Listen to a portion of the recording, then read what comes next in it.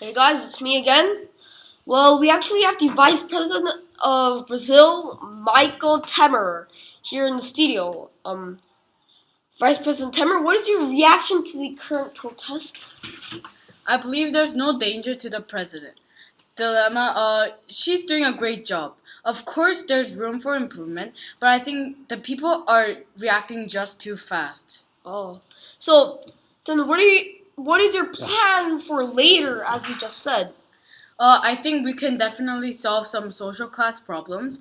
We can also listen to what the civilians want and then try to fix what they want as soon as possible. As much as I think the impeachment of the dilemma is unnecessary, I do think she didn't do her best job for the country.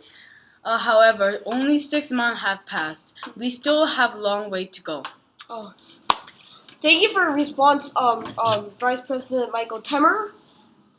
Thank you. This is J. Acup, the primetime news on Channel Gaynor.